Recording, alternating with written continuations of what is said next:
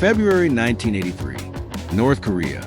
Captain Lee Ung-pyeong was an elite fighter pilot in the North Korean Air Force. He had status, a promising career, and the trust of the regime. But in secret, his loyalty was crumbling.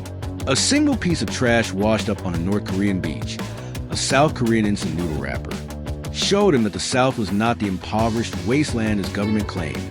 The seed of defection was planted. February 25th, 10:30 a.m., Kaechon Air Base. Captain Lee climbed into the cockpit of the silver MiG-19 fighter jet for a routine training formation flight. As the engine roared to life, he knew this was a one-way trip. He was not just leaving his base. He was leaving his entire life, his family, and his country behind. If he was caught, the penalty was instant death. Mid-flight, over the western coast, Lee made his move. He suddenly broke formation, throwing his MiG-19 into a steep, terrifying dive toward the ocean. He dropped his altitude to a mere 150 feet above the waves.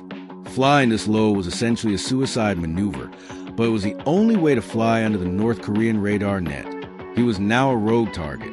North Korean ground control erupted into pure panic. An elite pilot was making a run for the south. The command was swift and ruthless. Intercept and shoot him down immediately. North Korean fighters scrambled, turning their weapons on their own comrade. Lee pushed his jet to its absolute limit, racing south at supersonic speeds with death right on his tail.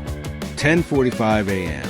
The rogue MiG-19 crossed the northern limit line NLL, the maritime border separating the two Koreas. South Korean air defense radars instantly lit up. An unidentified, heavily armed hostile aircraft was penetrating their airspace at incredible speed, heading directly toward the capital, Seoul. The Cold War tripwire had been snapped. South Korean forces had no idea if this was a defector or the spearhead of a massive North Korean invasion. The order was given to scramble. Two Republic of Korea Air Force ROCAF F-5E Tiger II fighter jets, already on combat air patrol, immediately ignited their afterburners and intercepted the incoming MiG. Missiles were locked. One false move meant oblivion. English narration. At 10:58 a.m., civil defense sirens began to wail across the entire city of Seoul. The radio broadcast interrupted regular programming with a chilling announcement. This is an actual situation, not a drill. Enemy aircraft are approaching Incheon. Citizens panicked. Cars crashed in the streets. People ran into underground bunkers, terrified that the Second Korean War had just begun. Up in the sky, Captain Lee saw the South Korean F-5s flanking him. He knew they were seconds away from blowing him out of the sky. To signal his intent to surrender and defect, Lee dipped his MiG's wings left and right. The international aviation signal for compliance.